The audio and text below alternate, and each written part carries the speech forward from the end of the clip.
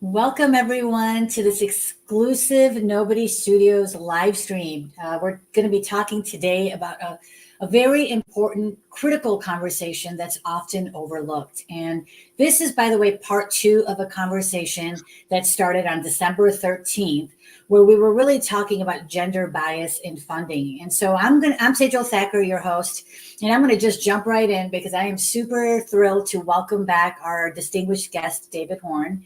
Welcome back to the show, David. Thank you, Sejal. It's a pleasure to be here.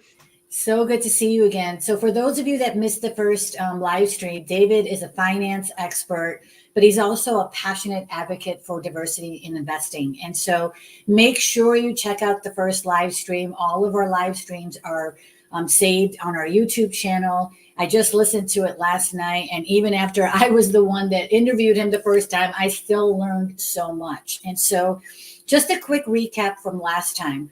We started talking, we really started to unravel the layers of gender bias in funding for female entrepreneurs. And David shares some statistics that really are, shed a light on the stark reality of female founded startups receiving less than 3% of funding in the USA, and then a mere 1.4% in the UK and Europe. And so that's a maximum of 3%. We're talking about that's the ceiling.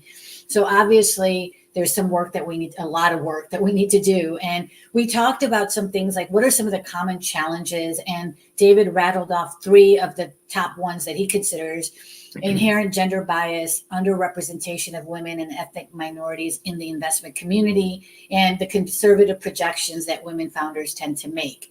And so again, go back and listen to the first one. We started talking about also another important thing about the need for a shift in venture sort of capital models away from that exclusive focus on the billion-dollar unicorn companies to something like what we're doing at Nobody Studios, is building companies, progressively and really trying to build these companies under $250,000. We also talked about the importance of warm introductions, and David really walked through a very detailed, practical approach, which I'm going to start following, on how you can go and approach venture capitalists in a way that's going to get you the results that you're looking for, and how to network in the fundraising process. So that was just a quick summary. But David, I really want to thank you. This is such an important topic, as I was telling you offline, that this is something that I'm super passionate about. And at Nobody Studios, this is something that we really want to make sure that we do right as we're building the 100 companies that we're looking to build in the next 5 years. So you've been a supporter of the studio, and I want to give a shout out to the person that introduced us, Jason Kolker, who's our Chief Business Dev Officer, as well as a co-founder at Nobody Studios. Shout out to Jason for introducing you to Nobody Studios and all of us, and me included. But tell me a little bit more about what inspired you to join the Nobody Studios journey. And you're just getting started, because I'm hoping you're going to do a lot more, and we'll talk a little bit more about what you might see yourself doing to support our journey. Yeah, no, it's very much the first few steps of what will hopefully be a long journey together. I think really what intrigued me when I first connected with Jason was actually the name, because there's so many organizations that are built around someone who's got a great big ego and look at me and it's all about me and all of this, and I felt it in the dealings I've had. I've had a number of calls with you, Sejal. I've had a number of calls with Jason. I listened in on one of your investor pitches, and it just this isn't about someone's ego. This is about doing important work in the world that needs to be done. And it's almost if you think about it spiritually, you go from being somebody to being nobody to being everybody. And so this resonated with me as being along that pathway. Thank you. Yeah, I've had several people come on the show and say that the name really resonates with me. And now I've been with the studio for over 3 years, and I can tell you, every person on our core team, we live with that, and we check our egos at the door. And as you know, it's not always easy to do that, right? True. When you're working with so many people that are distinguished and just so have accomplished so much in their lives, and they're bringing so much talent and skills. But that's something that we really do stick to our core. And I think that's the kind of people we're attracting, like yourselves, to our journey, of people who can put the ego aside and say, let's roll our sleeves up and do this work and do it right. Right. And so that's a perfect way to kind of go into my next question for you, is, you know, at Nobody Studios, you know, we're not just talking about diversity, we're really out there championing it. And so I want you to speak to our core team and to the, you know, the founders and the leaders that are working at the studio and that will be joining us on this journey. Is, you know, tell us about some ways, you know, you've identified some challenges that exist for female founders and underrepresented entrepreneurs. Yep. So talk to our core team at the studio right now about how do we address these right now, as we're sort of building out our culture strategy, as we're sort of building our diversity inclusion strategies out. What are some things we should be keeping in mind as we do this? And this is great for everybody else that's listening that wants to incorporate this into their companies as well. Yeah, I mean, it really needs to be part of the DNA of the organization, not, you know, oh, well, we've got this diversity and inclusion committee that sits over here and meets every second Thursday at 3:00 in the afternoon. It has to be baked into the culture. It has to be something, you know, it's almost, I've read books about, you know, hiring people into organizations, and one of the key things they look at is, you know, here are our values. How do you align with our values? If you align with our values, everything else can be taught. But if you don't align with our values, you don't belong here. Even if you're we're looking for a salesperson and you're a superstar salesperson who's going to bring in $5 million of new business, but you don't fit with our culture, you'll end up becoming toxic to our organization. So it really, you know, you have to have that whole thing. It's something that doesn't get talked about until someone is demonstrating behavior that's not in alignment. So true. And you know, I mean, absolutely. I love that you started with saying that dismantling these issues, these challenges, these biases, it's a shared responsibility. It's not just one person sitting in an office. It's not the policies that are going to do that, right? We all need to be active participants. And I'll just add to what you're saying. You know, I mean, one of the main reasons why I was intrigued by the Nobody Studio journey was when we did our equity crowdfunding campaign a couple of years ago. You know, to me, that was, you know, as again, we talked about the challenges faced by female founders. We opened up our doors to investment to anybody for as little as $100 to be able to be an investor in our studio. Yeah. Right. So we did that. And it wasn't really to, you know, it wasn't really a play for money as much as it was to build that diversity into the foundation of the studio, right? Yeah. Because many people, like myself included, we don't have $125,000 sitting in a bank account so we can invest in some studio. I mean, I wish I had those opportunities, but I didn't. But we wanted to invite all of these people that wanted to support our journey to be able to do that, right? Yeah, and that's the great thing about crowdfunding is it's the democratization of the investment world.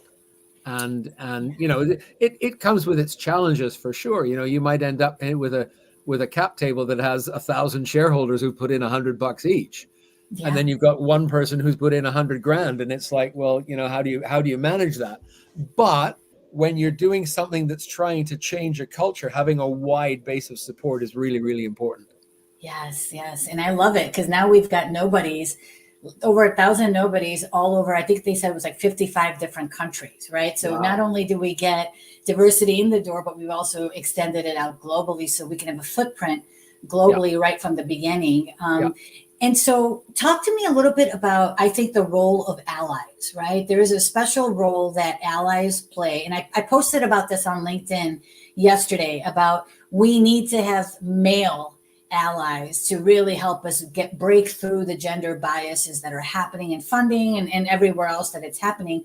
But speak to me about the role that allies can do. What are some things that allies, you know, can help with? How can they help? What are some things that they should be doing to balance this out? Because when we talk about less than 3%, that number is just not acceptable. So what can we do as allies? Yeah. I think there are a number of roles that allies can play. One of them for sure is, as with any diversity type thing, bringing a different perspective. And particularly in a cause like this, where you're battling with an industry that is so male dominated that it's just unbelievable. And some of them, not all of them, but a fair few of them demonstrate quite misogynistic behaviors. And when they see a group of women talking about how unfair it is, they just kind of go, oh, well, that's just the women complaining. Let them complain. And I've had a number of female leaders come up to me and say, it's so important to have male voices supporting us in what we're doing for that very reason, because it demonstrates that it's not just a case of here's some women complaining about something. It's actually looking at what in reality is a social and economic injustice. And again, the statistics that can be rattled off. I mean, there was a major study done in the UK a few years ago called the Rose Review. It was done by the former chief executive of one of the big banks here. She led the project, and she concluded that if women started businesses and were invested in at the same level as men, it would generate an additional 250 billion pounds. So that's about 300 billion US dollars, even more, 325, of incremental economic value. And that's about 10% of the UK's GDP. So, governments all around the world are worried about contraction and decline and all of this. Well, here's an easy way to pump an extra 10% into the economy. And not only that, but there is so much evidence published by various sources, McKinsey's, Boston Consulting Group, a couple of Australian banks did a big study that demonstrate that teams that have at least one woman in them outperform male-only teams by a significant factor. The Boston Consulting Group study, and I may have said this, I'm sure I said this on our last call. The Boston Consulting Group study found that for every dollar of investment made, women generated 2.5 times as much revenue as men. I mean, that's huge. So huge. Yeah, you talked about that, and then you talked about the other study from the bank as well. Yep. And so, again, for those of you that are joining, and we're seeing some comments already coming in, there you gave out some great resources on where people can see the benefits. And I remember saying, well, here's the solution. If all you care about is the bottom line, then do it for that reason alone. Exactly. So that leads me to the next thing, right, which is having diversity of leadership and decision-making in your venture capital firms, in your how can you create financial inclusion by giving access for capital? Have representation on your leadership teams, and not just at the top, but throughout your organization, right? That's going to bring those diverse perspectives. But look, I think it goes even beyond that. You can be more proactive and create, and support startups that are led by individuals or, from marginalized communities, for women, right? So create those opportunities instead of just saying, there is not much that I can do about it. And I think I just want to add one more thing, that it really, when we talk about how we can be allies, I think it starts with educating yourself, right? And so especially male allies, right? They need to educate themselves about these gender biases, about the systemic inequalities that we've been talking about, and the challenges faced by women, right? And so understanding the issues, I think, really is the first step towards meaningful allyship. Yeah. Right. Yep. Yep. And I think absolutely. And if I may give a little plug for my book. Yes, please do. I was just going to ask about that. Funded Female Founders. There's a whole chapter in here that's based around the whole concept of bias. And it started with some research that a friend of mine, who is a professor of cognitive bias at University College London, and he's written a number of fascinating studies that look at bias from a scientific and an academic perspective. And I interviewed him and read through a number of his papers. And then we sat down and said, okay, how does this apply into the world of fundraising for female founders? And there's a whole chapter that goes through that and explains what bias is, how it comes about, and what we can do about it. I love it. I love it. And I was going to ask you too, because I think there's also, aside from education for male allies, there's also education that, for female founders, for marginalized groups to be able to have access to education and training so that they can bridge that knowledge gap to enhance their own skills, confidence, and ability. And so I was going to ask you if you were aware, or if you knew of, how are some ways that we can actively educate investors to provide this kind of access to education and training, but also then to do the work that you were just talking about to address their own biases. Are there specific programs or initiatives that you're aware of that have shown to really help change those investor perspectives? There are a number of initiatives I'm aware of, more in the UK than in the US, simply because of proximity to where I am in London. But there are a number of initiatives that are happening. There's an organization here called Diversity VC. It's a not-for-profit, and it's linked to a number of high-profile venture capitalists who are very aware of and in support of this. And it was looking at the makeup of venture capital teams by gender and by ethnicity. We're moving forward slowly compared to data that was done, taken 5 years ago. But this, as I say in the book, this is a generational change. This is not going to happen overnight. I wouldn't be surprised if this takes, 20 plus years. Of course. One of the examples I talk about in the book, the best piece of research I ever read when I was doing this was actually Emmeline Pankhurst's autobiography. She was the UK's version of Susan B. Anthony. So she led the suffragette movement in the UK, and she founded an organization called the Women's Social and Political Union in 1903. And it wasn't until 1928 that all women were granted the vote. So it took her 25 years. I think this is on that kind of a scale of change.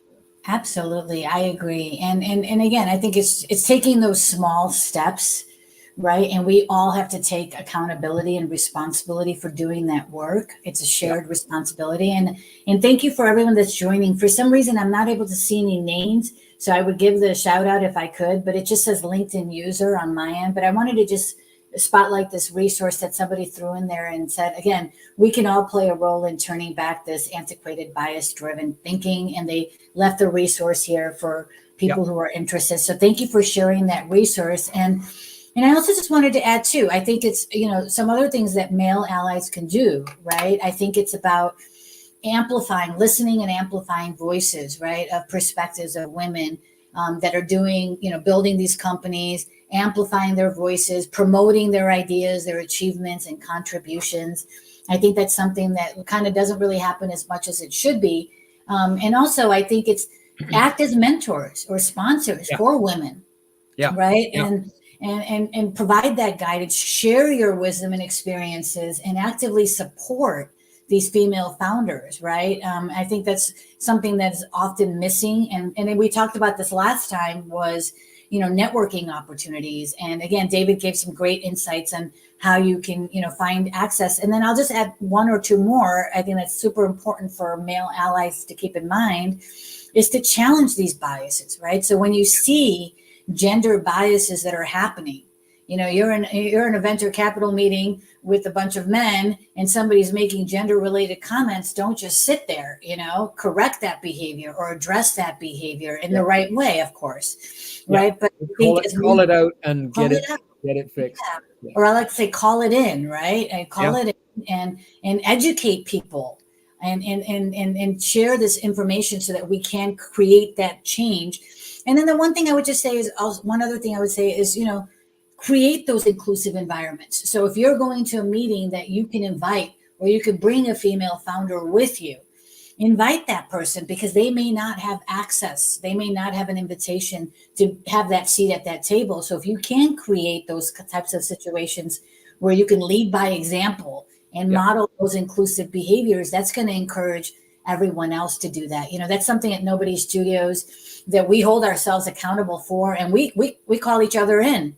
Even if it's just a misstatement or an insensitive comment, right away someone's slacking somebody else right away, saying, hey, maybe your tone or maybe the way it came out, it may not have been in your intention, but it could have set this message. And we have to take, we have to not get defensive. We have to recognize that in order to move this needle in the way that David and I are trying to do right now by raising this awareness, we all have to do something about it, right? So, David, you've been giving us some resources all along, but let's go through that again, because I want to make sure we give people resources. What are some resources besides your books, right? That's the first place you go. Yep, absolutely.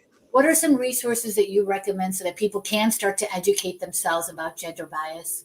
Well, nothing to do with gender bias, but with an intro like that, I've got to point out my other book. There you go.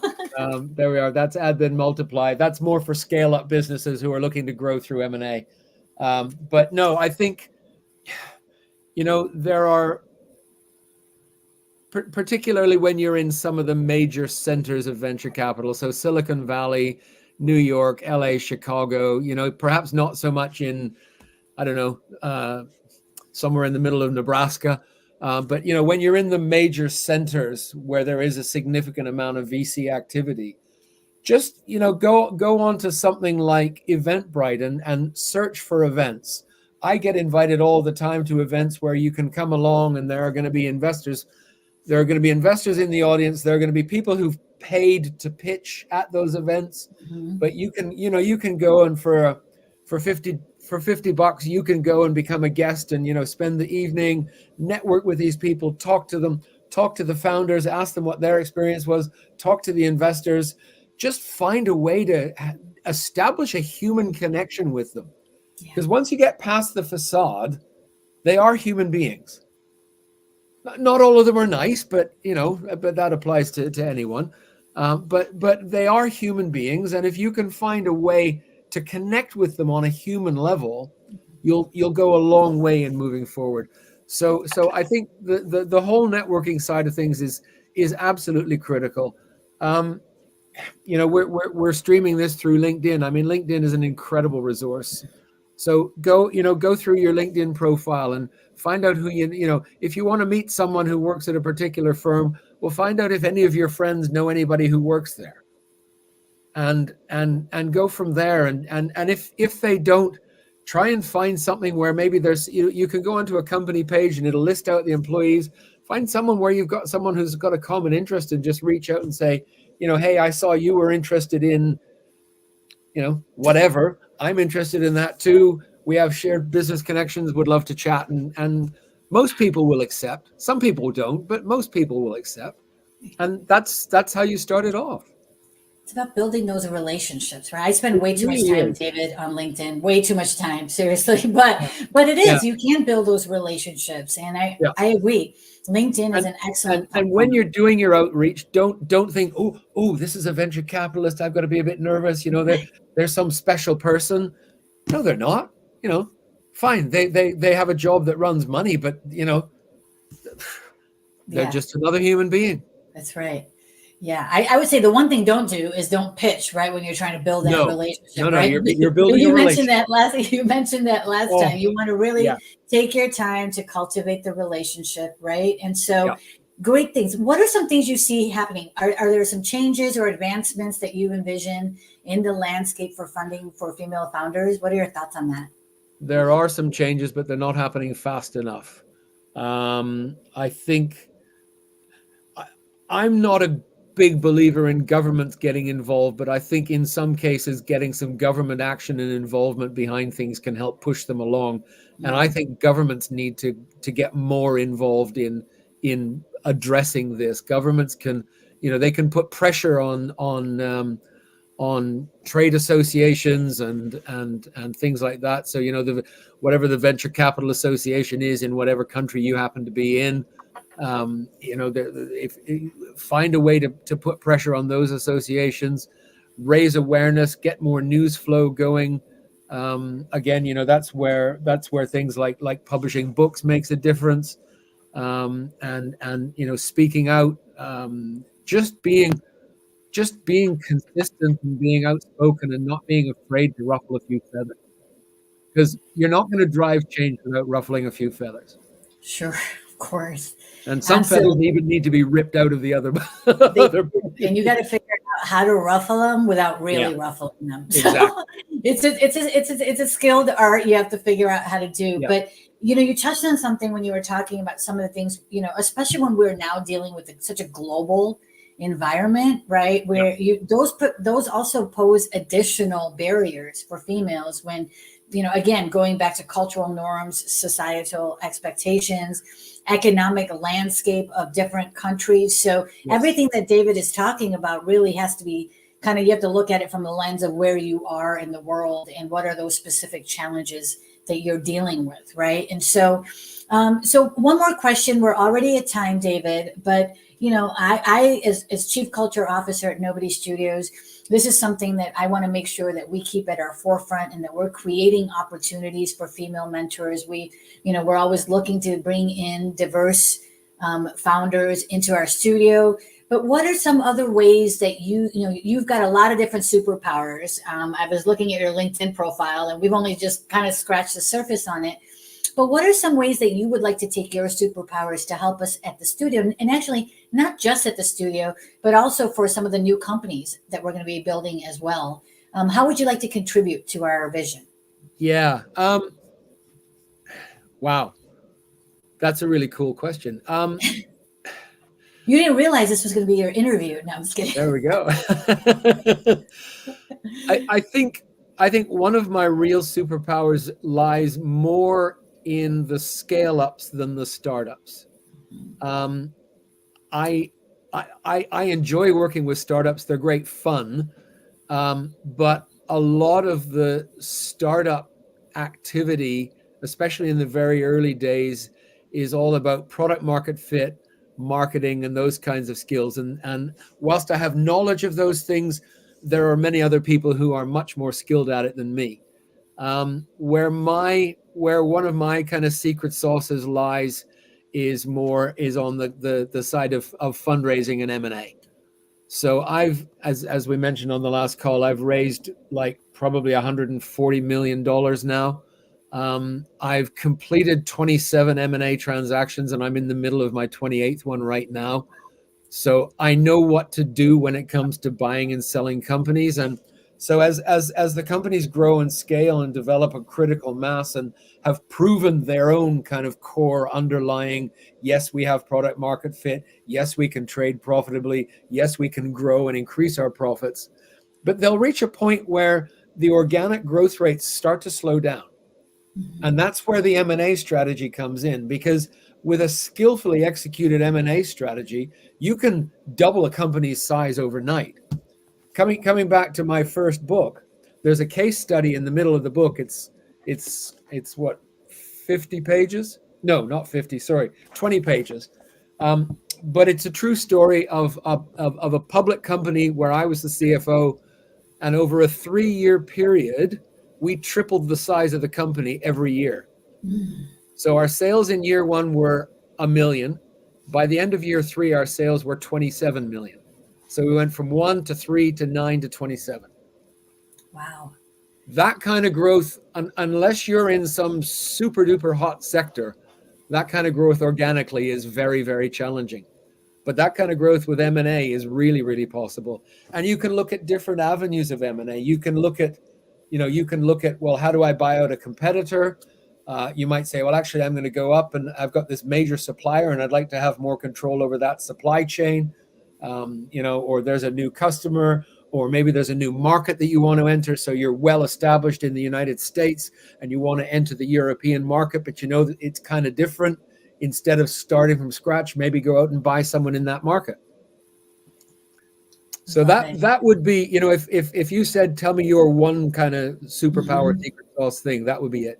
Well, that's wonderful because we're going to need a lot of help on that front as we're building 100 companies, right? So, Exactly. really looking forward to co-creating with you, David. I'm a huge fan of yours, and thank you again for taking the time out of your busy schedule to share your wisdom with us and give us some practical tips on what we can all do to really help us move towards gender parity in funding and beyond. And so, everybody else that's joining, thank you so much, all of you that were putting all these wonderful comments in. Really appreciate you joining us. Next Wednesday, I have another, one of our newest nobodies, a recent angel investor and just a culture guru that comes at it from a very unique marketing sort of strategic approach. And so we're going to talk to him a little bit more about how he's going to help us take the culture at Nobody Studios to the next level next Wednesday. So I look forward to seeing everybody there, and I hope everybody has a fantastic week.